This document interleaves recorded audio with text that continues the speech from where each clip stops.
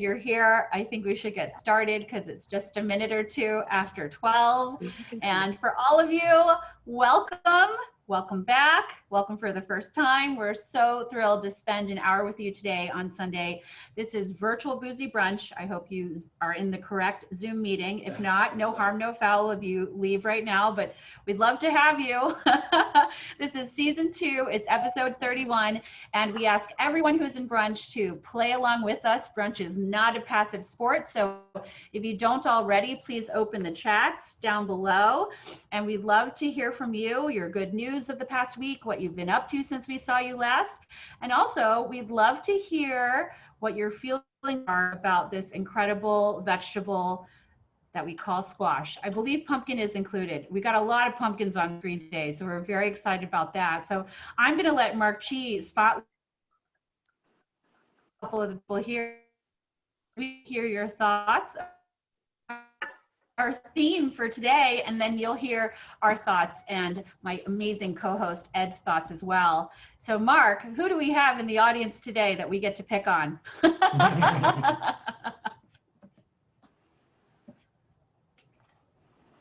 There we go. Okay, I see Megan Appleman. So Megan, we want to know your feelings about squash. Have you squashed anything lately? Had a great squash dish, maybe a squash beignet? I need someone to make one of those for me. Any thoughts about our theme today? I've recently been really into acorn squash.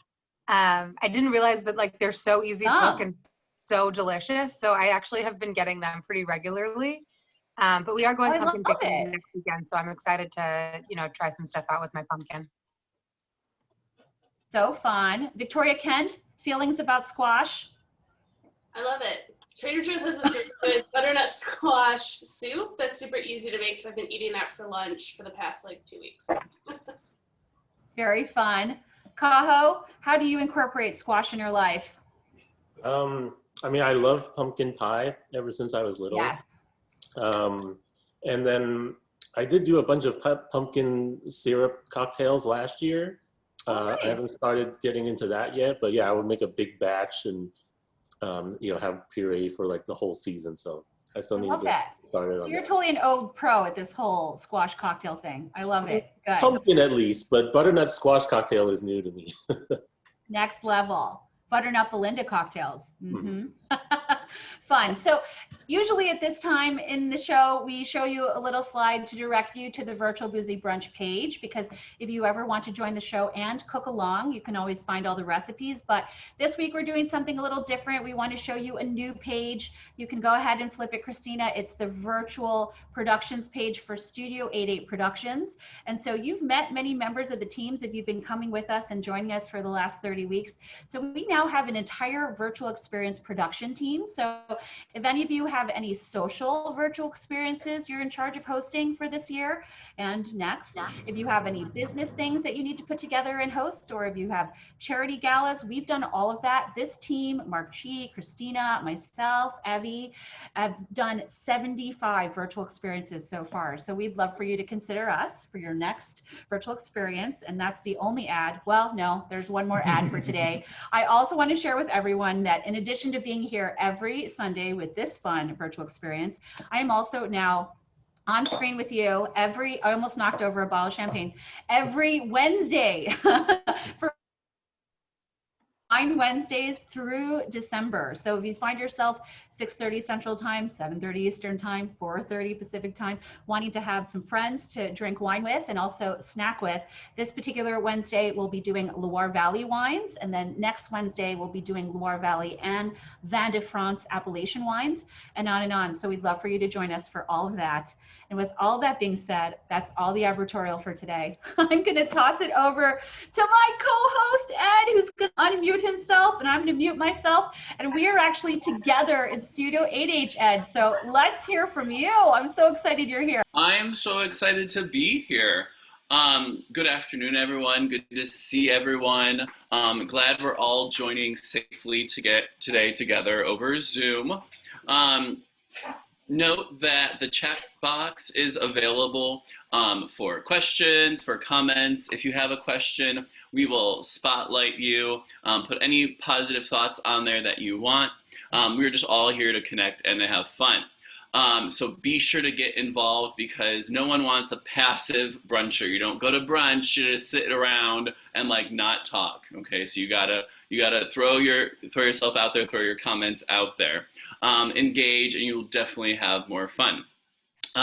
When Belinda told me that this episode theme is squash, I got really excited because it's fall, and like when you think of squash, you think of fall. Definitely have been so ready for fall for like a couple months now. And lastly, and most importantly, thank you for continuing to join us during these crazy times. We know that everyone has pandemic fatigue in the worst way, and it is tempting to throw caution to the wind and to just like ignore all of our staying in place and social distancing rules, but we've got to do as much as we can to be as safe as we can. At this point, if you are cooking along, you're going to want to have, get your pasta going. I'm going to drop mine in. Oh, don't forget to salt your pasta water like I almost just did. How embarrassing for me. Wait, Ed, I also want to say people might not know that through a good bit of the pandemic, Ed was doing a Facebook Live sort of cooking show for a lot of friends and parents of his students, and I tuned in a bunch of times. Like, he's so great. He was cooking from his own kitchen, so I'm pretty honored to have him cooking in my kitchen today. I need to bring that back. Socially distanced, of course. We're very far away from each other. So you've got the salt in the water's boiling, right, Ed? Yes, and you also want to get your bacon rendering too. Medium-low, medium-ish, depending on your stove. Unless you're Murchie or another person that's vegan, in which case just get your pasta going, Dustin. Right? Yeah. Or if you're throwing mushrooms in there, get those browning. Love it. All right, so if they've done all that, are we ready to talk about last week and this week?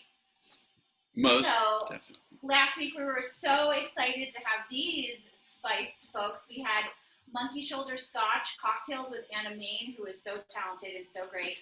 Chef Jansen Chan, who was the head pastry instructor for the French Culinary Institute, showed us this pumpkin chocolate biscuit recipe that I've made twice. It was so delicious. I probably will make it again, even though I'm technically not having gluten. I mean, hashtag oh well. And then Jessica, who's here with us, shared this amazing spiced whiskey scented hand salve. I don't know if it was flavored. I haven't tasted it yet, but it's really good for your hands, and she's selling those kits. And then this week, of course, squash is the theme, and you should have your pasta going if you're going to be cooking along with Ed.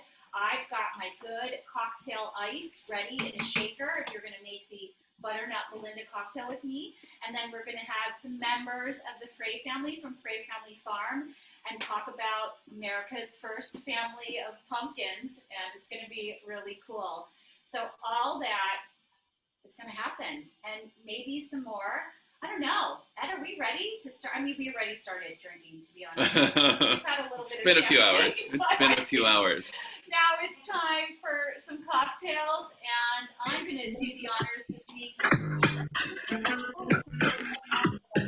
Created by a mixologist in Washington, D.C. by the name of Todd Thrasher. So let's get to it. And if you wanted to have this recipe for later, you can find it on the website. So today I am starting with my shaker filled with the good ice, and I'm going to measure out. This is interesting. His recipes are all using tablespoons and teaspoons. So I have the new, brand new, these just came out. These are Jim Meehan's mixology spoons, and you can get them from Cocktail Kingdom, and they're so beautiful and like a really chic holiday gift. So the first ingredient I'm doing is dark rum. Thank you, Evie, for clearly labeling everything so I know what it is. So I'm doing 4 tablespoons of dark rum into my shaker tin with the ice. And then the next ingredient, I don't know if I can make anything with a lot of GMO. I love me some orange liqueur. So I'm adding 1 tablespoon of Grand Marnier into my shaker tin. And then I do have a little bit of allspice in the recipe, and that was to beautifully rim the glass. So this is like a brown spice and sugar rim, which is where the cocktail will end up. The next part is this butternut squash base. So last week we made a pumpkin puree spiced sort of sugar situation, and this is pretty similar. So the recipe is there. This is a little bit of pumpkin and the brown spices and a little bit of sugar to add some flavor. And we're going to do a half a teaspoon of that. Everyone who's made cocktails with me knows that I don't really like to follow the measurements, and sometimes I break things. All right, so the next thing is a tablespoon of white wine syrup. Instead of simple syrup, I always love to use my leftover white wine. I don't know why I always have so much leftover white wine, but maybe it's because I'm sheltering in place by myself for the most part. So this is just equal parts white wine and sugar. Just warm it gently, swirl it around until you get a flavored syrup, and it's a lot more delicious than just simple syrup by itself. Okay, so the last thing I'm doing is 5 dashes of Angostura bitters, or any bitters you have. I mean, I think this would be fun with any kind of spice bitters, you name it. What did I forget? Lemon juice. Am I adding lemon juice, Abby? Yeah. All right, so I'm gonna add a little lemon juice. I don't really know how Let your hair down, go crazy. I'm just pouring something in. We'll see what happens. I'm gonna shake it up. I'm sure it'll be tasty. Okay, so then the fun part. Oh, so his recipe, we're gonna follow Todd's recipe. In his recipe, he said you should give it all a little stir. And hey, we love to use all of our pretty tools.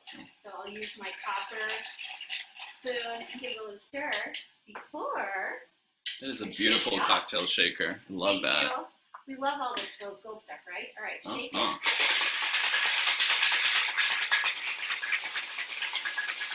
Belinda, you are just sparkling and shaking all at the same time. Okay, so the last part is going to be to strain this into my spiced and sugar-rimmed glass. And then this will be the first squash cocktail I have ever made. It smells pretty great.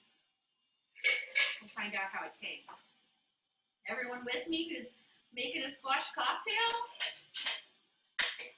I think, frankly, it wouldn't have to be rum. This would be a great bourbon cocktail, I think, too. I mean, it smells like pumpkin spices, and it definitely smells like fall. It smells like bacon, but that's because there's bacon rendering a little more than 6 feet away from me.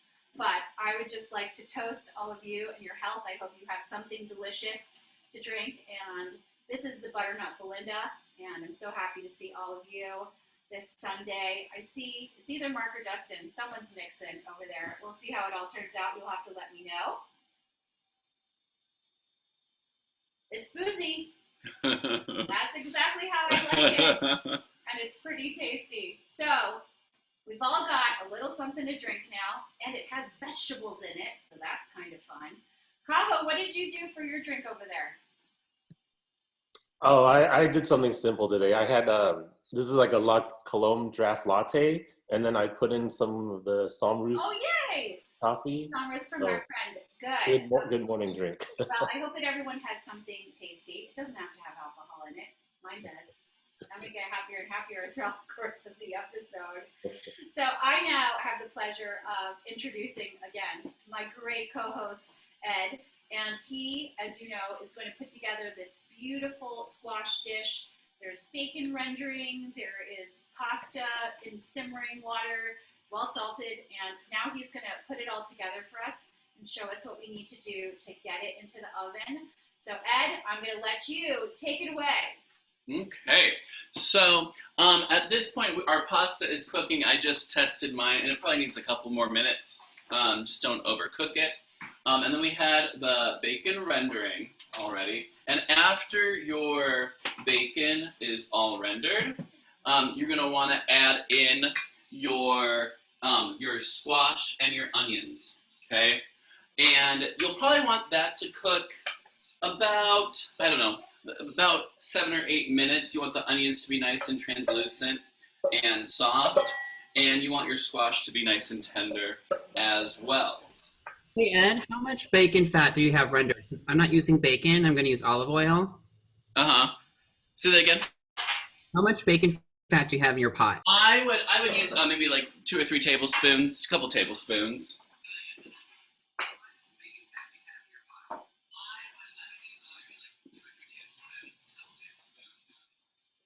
And then after you have your squash and onions all softened up, nice and tender, then you can add in your garlic.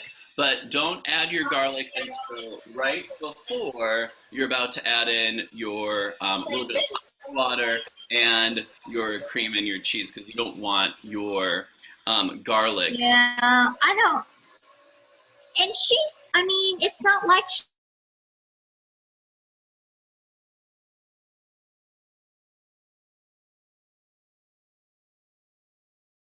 Things happening. There we go. Okay. Also, make sure that you, once we get everything in there, you're kind of testing and tasting as we go along. You want to make sure it's nicely seasoned.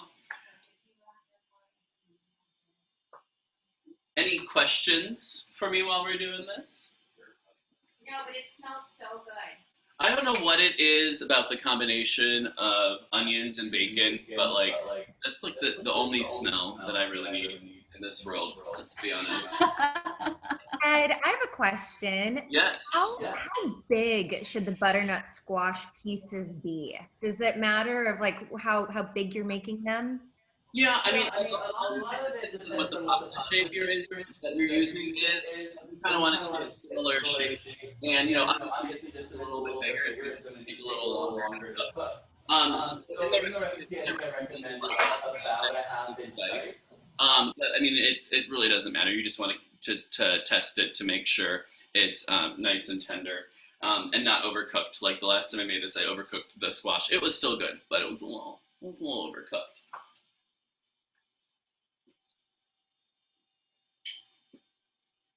Ed, I also wanted to share, because there have been some questions about if you can use other spirits in the cocktail, and you certainly can. And I also wanted to share the gentleman, Todd Thrasher, who came up with the original recipe for this cocktail, also came up with a Peking duck cocktail that I had at his bar in DC. So he's super creative, and I feel like a cocktail with anything, which is really fun. So what's happening now, Ed? The bacon is rendered, and then you've got the squash in there with it? Yes. Yeah, at this point, I'm kind of just waiting on the pasta to finish it. I think we're really, really close. You just don't want to overcook it. I don't like mushy noodles. Maybe some people do. It's not my thing. So,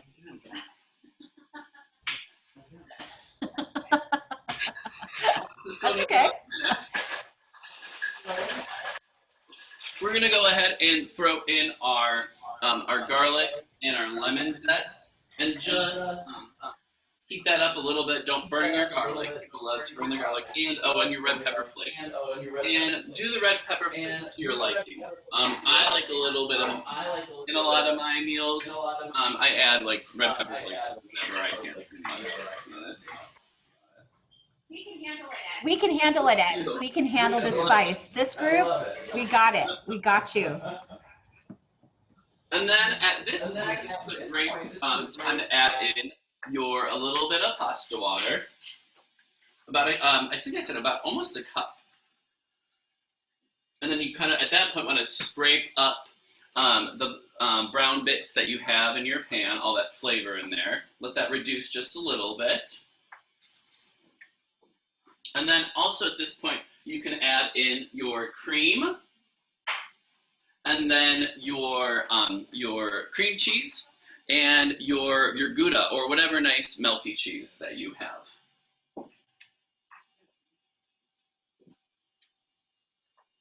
Oh my gosh, the cream moment, Ed. Right. The moment we were all waiting for. I like this recipe because like you don't have to deal with the roux. Like having that heavy cream in there, having that cream cheese in there gets you like a really good like mac and cheese consistency that we're going with all of the add-ins. And I know people have some feelings about cream cheese, but as you know, like we've done the episode with Eli's cheesecake, and so there's been a real legacy of cream cheese on Virtual Boozy Brunch.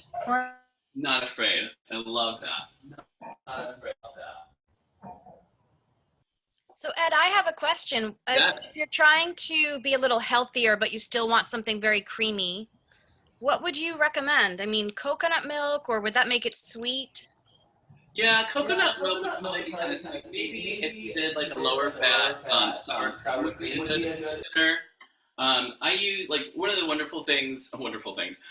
What during lockdown, I feel like we were kind of all forced to get creative, and it was fun to like experiment with different substitutions and whatnot. I mean, you could do a roux, but that still has butter in it, right? Right, But exactly. you do a similar version with maybe olive oil and then some flour or cornstarch to thicken it up.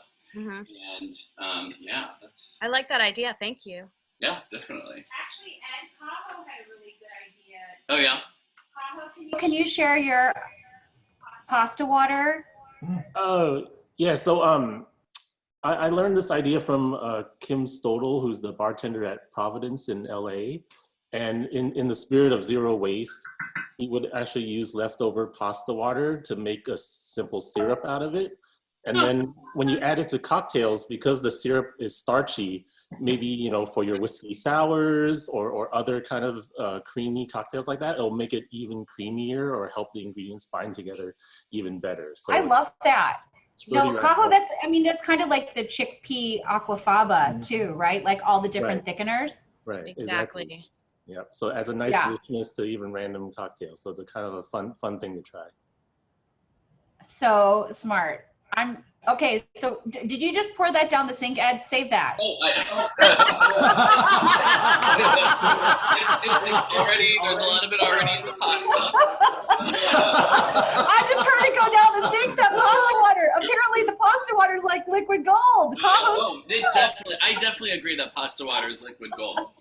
Though if I saved all the pasta water that I made, like I would need like another refrigerator just for pasta water.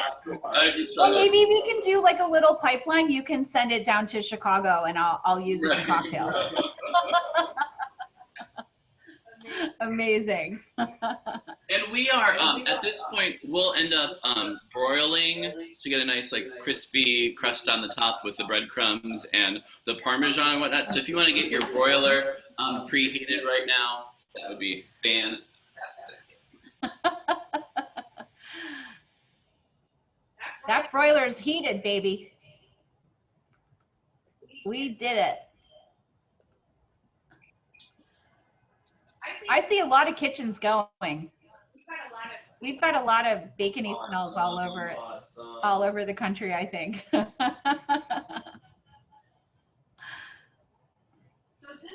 So is this the moment of truth now? Do things now go into a baking vessel? We are still over here. We're still melting a little bit, but we're very, very close on this end. Love it. I see some zesting happening. I like lemon zest in most things. Brightens everything up, So fun. I see some Instagramming. Thank you, Victoria Kent. We love that. If you don't photograph it, it didn't really happen.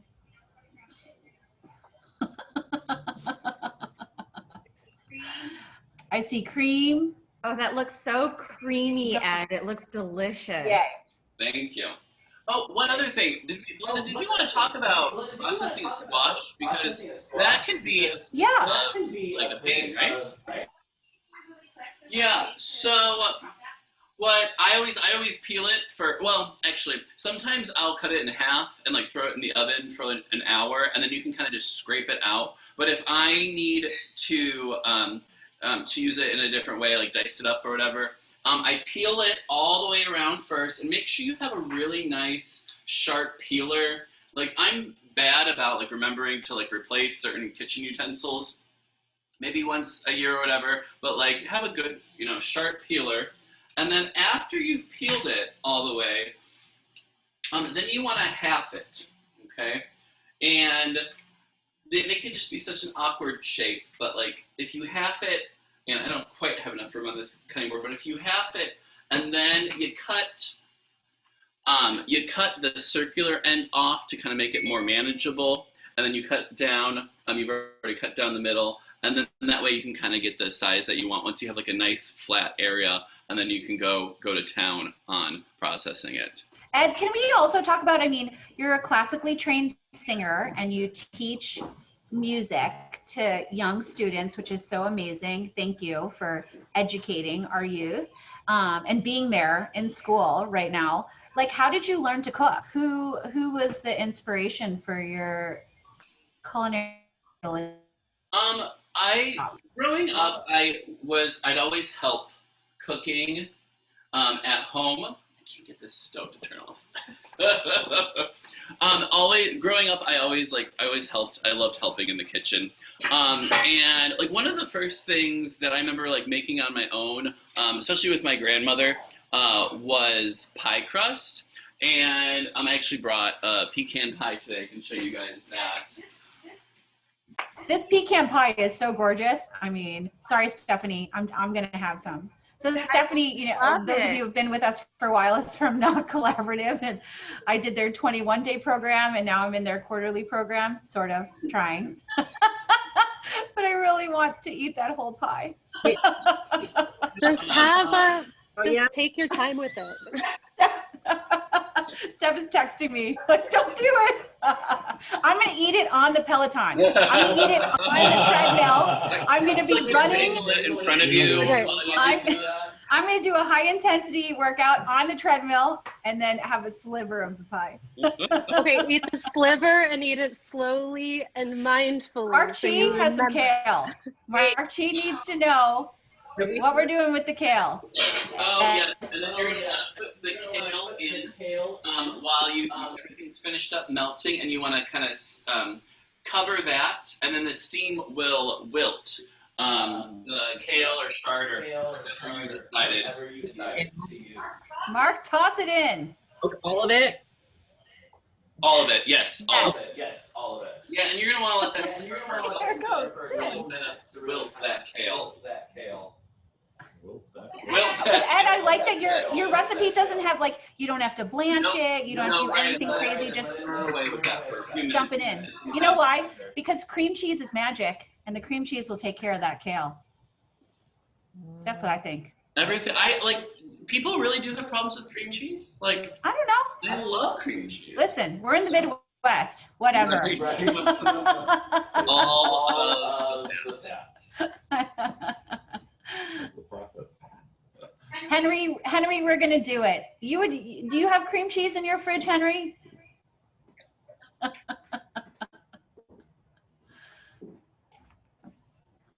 Mark cheese. That looks beautiful. He loves French food, so I know that my cousin loves butter.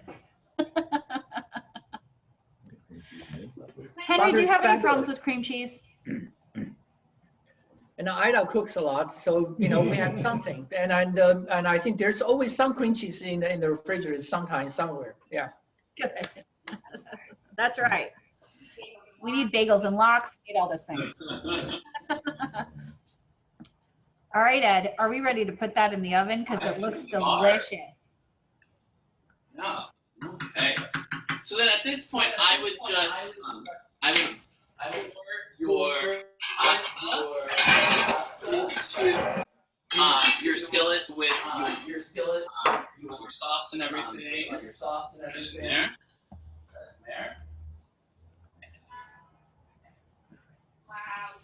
Wow, yum! A nice gentle toss. Try not to make a big mess of the stove like I am doing. Well, we also have, like, we're about to have the dueling cocottes, because mine is green. Mark and Dustin's is that beautiful shade of robin's egg blue. Hey. I bet it smells so good in that studio right now. My goodness. Sure does. We have this lovely little stove here that we're gonna get ours browned up in. Very excited for that. Okay, let's see if I can do this without dumping it all over the place. Oh, I am making a mess.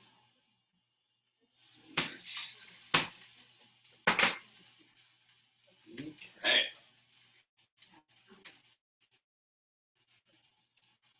We're gonna use this because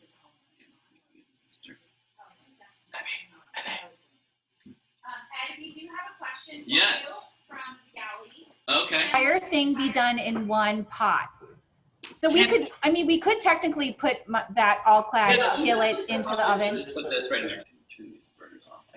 It's just that we're a little obsessed with the Instagram and we want to put it in the cute stop cocotte, right? And I'm just going to deal with the extra dishes because I'm all about the gram. So, so really, this could kind of be a one-pot meal, except for the pasta, right? Right. Gotcha. You know, I feel like I've looked up some of those recipes where like you cook the pasta like completely all in the same pan, and it just makes me a little nervous. Being the slight control freak that I am. But also like boiling water, you know, in a low pan or something. Right. That's a little freaky. Yeah, and before you get your pasta into the oven, make sure that you get your breadcrumb mixture on top, breadcrumbs, and your parm on top. Put that on.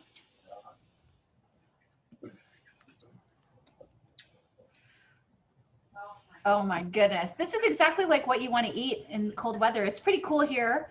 I think in Chicago, we might even get snow overnight because we just went from like the 60s to the 50s to almost to the 30s. So get ready. I am going to be wearing baggy clothing and coats and eating things like this, a lot of them. Can we also put a poached egg on it? That would make it that would be brunch appropriate. I love it. I don't know how everybody feels about the change of weather, and those in the West Coast, I think it's maybe a little different for you guys, but like, I love when it turns cold. I think it's a really wonderful moment. I mean, I was talking to someone who grew up on the West Coast and they didn't know what leaf peeping was. I mean, some of the people here who are on the East Coast are all nodding right now, like that leaf peeping when you drive with your family to go to Vermont or New Hampshire just to look at the colors. It's such a cool part of the year. Claire, did your family ever do that? Absolutely. You know what's so crazy? My father purchased property upstate, and it's not even like he's not built anything on it. He has a couple sheds just to have an apple orchard. He's so cute, and so cool. There's a lot of problems with it because, as you probably know, he's not spraying any chemicals, and to produce apples in good quality, it's challenging. Yeah. Oh my God, Patrick Spot, I don't know where you are. I want you to come on video and tell us about this because maybe we need to see the picture. Patrick, where are you? Are you Spotlit, Patrick? You have snow? Yeah, we have a slight accumulation. It's just melting off. But we woke up and everything was covered with white, and then by now it's just a little bit of white and a little bit of water. So yeah, it's nasty. As I said, alert the media. It's cold in Duluth, Minnesota. What a shock.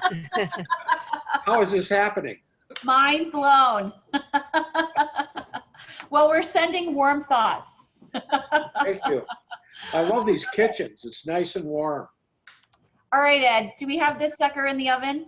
It is in the oven, and we are just waiting for things to get nice and brown and crispy on top.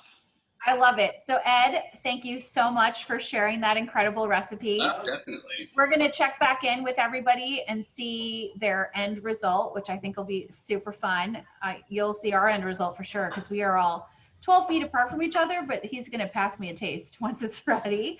And I have the great honor of passing it over to Ed to introduce our next guest, Hillary Long, who is a member of the Frey family, and they are like the first family of pumpkins and squash and all that kind of stuff.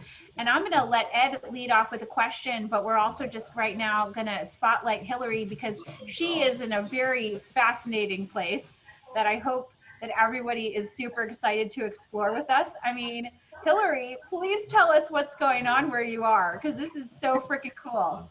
Hello, everyone. So my mouth is watering.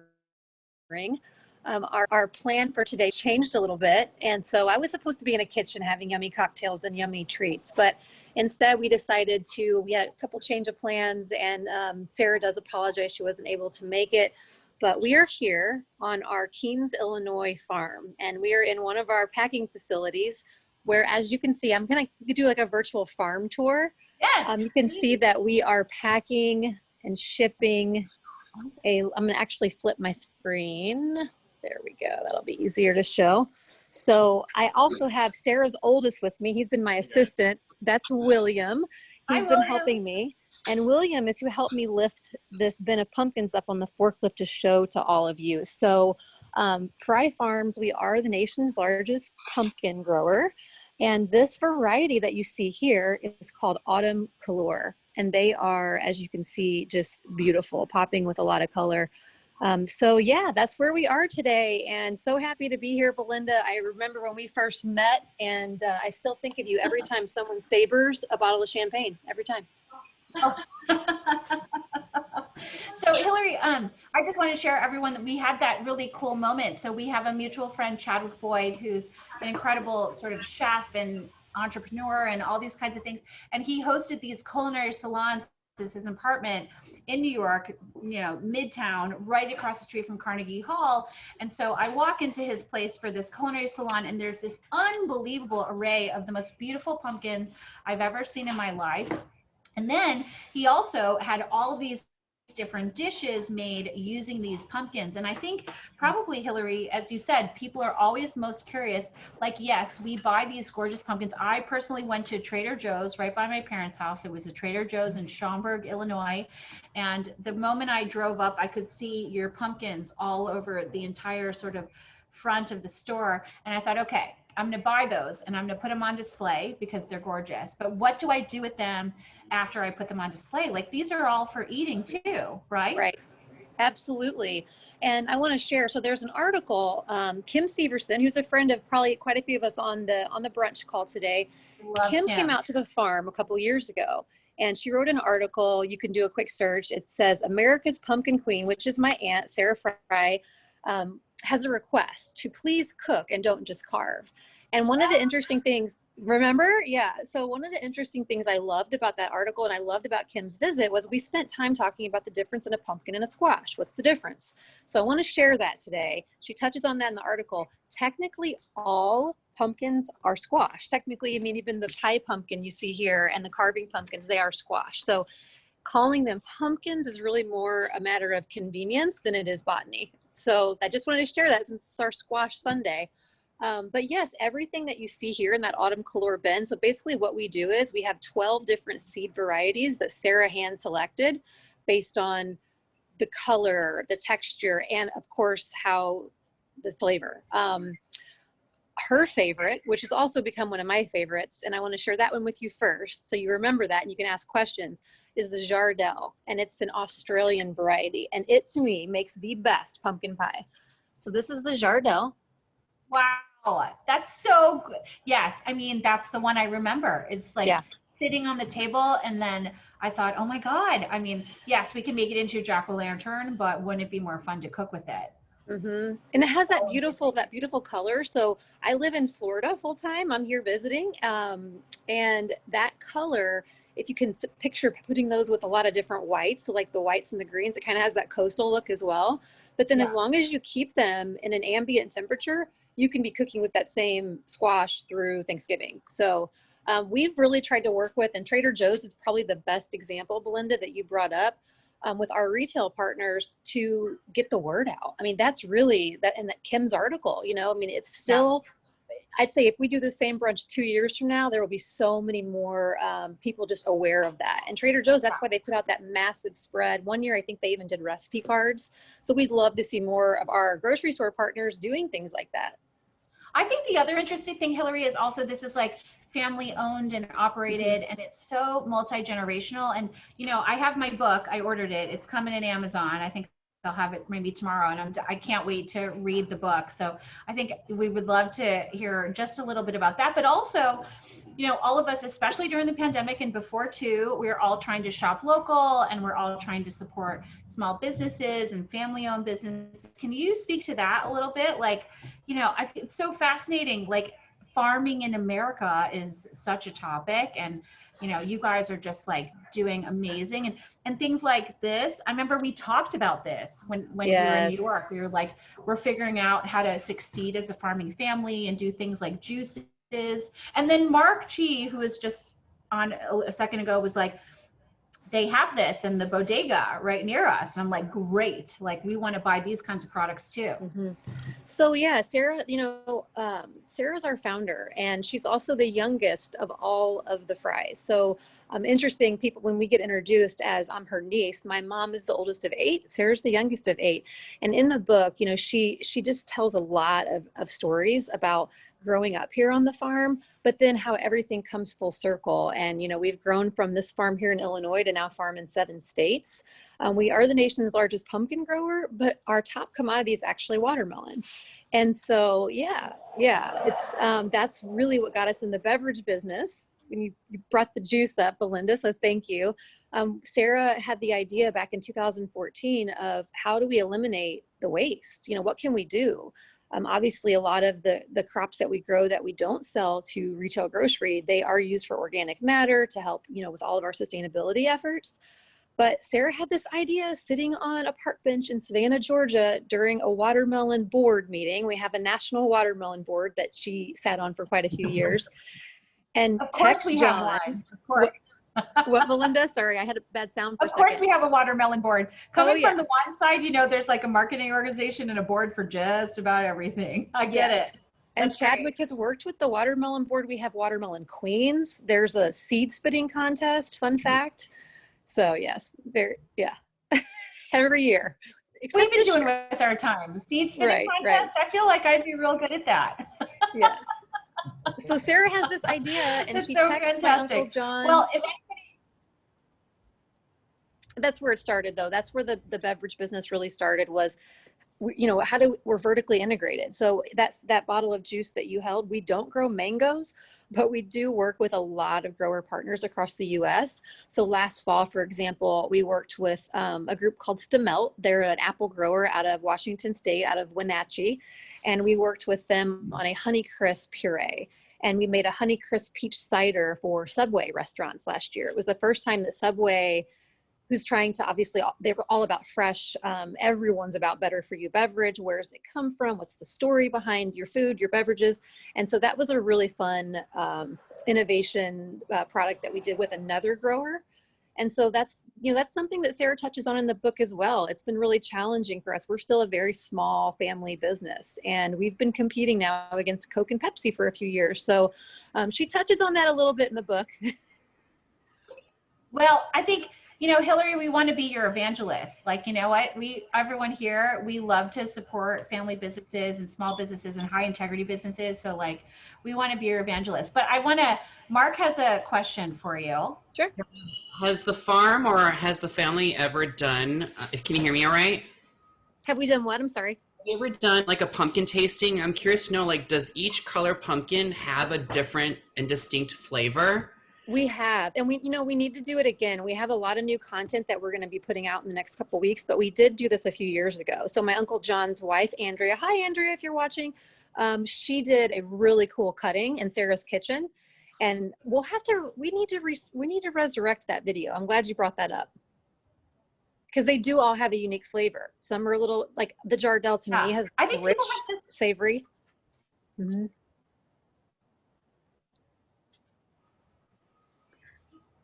Do we have a delay? I think that's so fun. I mean, you know, so Claire Paparazzo is here today. I'm so excited. She's going to be a new kind of guest co-host for us. So we're both from the wine side. You know, I met her when she was the wine director at Blue Hill in New York. And like, you know, we always think about things in wine terms. You know, I'm always like, oh, does a varietal have a flavor and a set sort of aroma profile and all that kind of stuff? And we love, because, you know, Hillary, we like to convince people that you don't just need one, you need a whole wardrobe, right? You need a wardrobe of campaigns.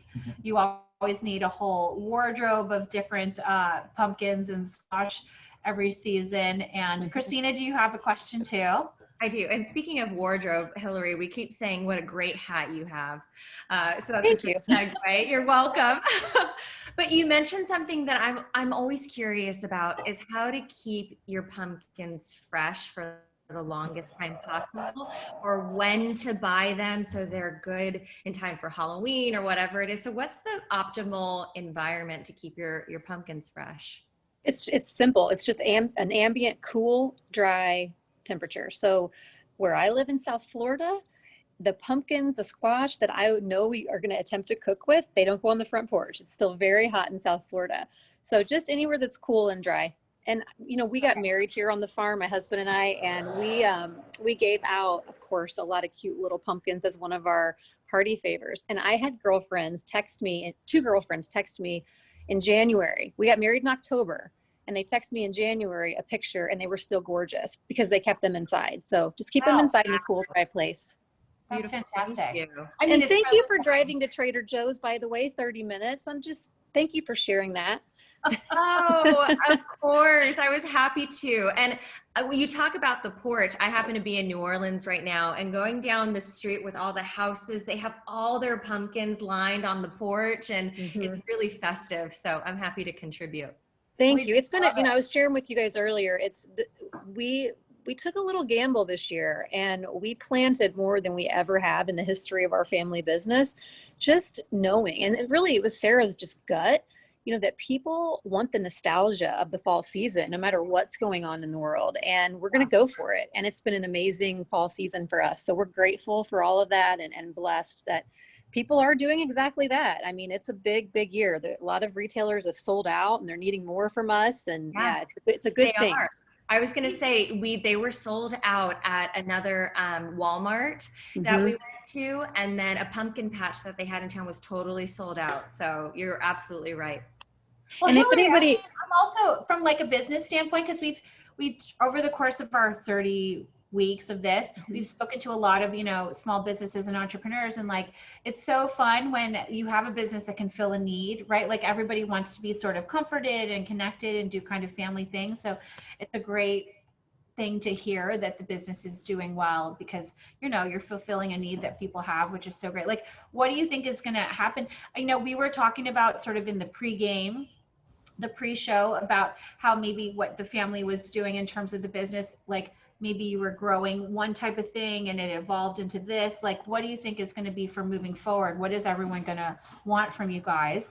And like, how do you push the business forward in this crazy time? So our mission is really to eliminate food waste.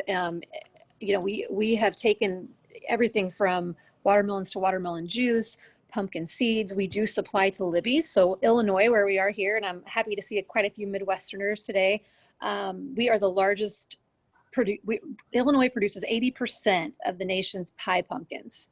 So we do supply to Libby's. Wow. When it comes to innovation strategy, we will continue to follow consumer trends. We will continue to follow trends where it's, it has a multi-use product. So this beautiful, beautiful squash here are all edible. Yeah. We will do things like probably pumpkin pies, I would say, in the near future, where we maybe tell a little bit more of a story about where we source our seeds.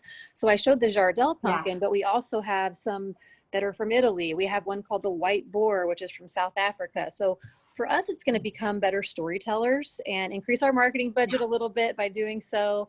And then there'll probably be, more products. Sarah is constantly innovating and thinking of things that we can do to take everything that we grow here right on the farm and turn it into raw ingredients. And then partner with other companies as well and supply them raw ingredients. We have breweries that have used our watermelon puree for, we did a Wittermelon beer last summer with a brewery down in Miami. So a lot of fun things.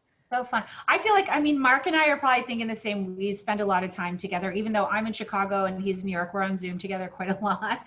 But I'm like, I think he might be thinking what I'm thinking. Maybe, Mark, there should be single varietal cans. At like a high price point, right, Hillary? Yes. Like, I want the blue pumpkin puree. Even it doesn't even matter what color the puree is itself, but like the label with the, the blue. Absolutely. Kind of, and like how fun people would just geek out on that. That would be super fun. So we changed our stickers. So this is what we call in the industry a PLU sticker. Right. This is what goes on the produce. And so we changed our stickers this year to have exactly that, to give that, show those beautiful colors. And that will be something that we evolve to do with the pumpkin pies, I think, as well. And then for me, the most exciting thing was changing our branding. You know, up until last fall, everything was Fry Farms, and we have a great reputation in the industry for, you know, service, on-time deliveries, all the things that your retail partners want. But the Sarah story was something that, you know, people want to know where their food comes from, and just another name of a farmer. We're a 100% woman-owned business. So I was really excited that, you know, and Sarah's like, I'm going to be like Mrs. Fields. I'm going to have to be in the malls and signing things. And she's on the road a lot, but Sarah's homegrown. So everything in our family business, the produce and beverage, has transitioned to Sarah's homegrown, aside from our watermelon juice, which we still call Sama, because Sama is the original name of the watermelon plant. And so Sarah will call herself a farmer geek, and that's why we named it Sama. But everything else that you see will be Sarah's homegrown moving forward. I love it. I mean, I don't know about everyone else here. I think we all feel the same. Like, we love to put a face to what we're purchasing, right? I mean, I think that even if it comes down to a tomato or a pumpkin, like these days, I really want to know who I'm supporting when I, you know, spend that dollar or however many dollars to buy it. So I think that's really clever. And Hillary, thank you so much for sharing a bit of your story today. And, you know, we're going to put up everybody's links. And so you can definitely reach out directly if you have any other questions. And, you know, it's been a really super fun show. And I'll tell you, everybody should know that, you know, Ed and I already knew we wanted to do a squash episode. And so we came up with the drink and we came up with the dish. And I'm like, what the hell? I totally know the pumpkin people. Why didn't we call them? So thank you so much for coming on with not a lot of notice. We loved, you know, having you share some of the magic today. You're welcome. Thank you for having me. You're so awesome. So we're not done, because we definitely want to see the finished product on the dishes. But before we do that, I do want to share, there's some images. I mean, Ed, that looks real good. I can't wait to taste it. You should maybe just, you know, he's more than 6 feet away from me. Maybe he can just like boomerang a little bite for me to share. There's Mark's finished dish. It looks so good. But I also want to share it. I hope that all of you who are here today will come and join us next week. The next 2 weeks, we have incredible people coming. So next week's theme, and very apropos to what Hillary just said about women-owned business, this is the Une Femme episode. So my very good friend, Jem Pelka, who is all the way to the right in that image, is the owner of The Riddler, both in San Francisco and New York City, which are not open right now, but are amazing, maybe the most amazing women-owned champagne bars on earth. And she has partnered with, all the way to the left, Julie Medvy from the Champagne Gonnet Medvy family. So we're gonna have a Champenois coming in live from Champagne, and then also Jen from San Francisco joining us to talk about champagne and business. And then in the center is our good friend Grace Ali from Love Sugar Grace, and she's going to make some champagne frosted holiday crazy monster cupcakes. They're cupcakes, right? Yeah, they're cupcakes. And she has these cool kits that she's gotten onto Amazon. So also like a very smart woman entrepreneur who I'm just obsessed with. So Une Femme is the theme of the episode. And then I also want to tell you that the week after that, we have the people from Comté. So if you love French cheese, Comté is one of the most popular of all the French cheeses. And we're going to do like a whole episode on Comté cheese. I haven't come up with a Comté cheese cocktail yet, but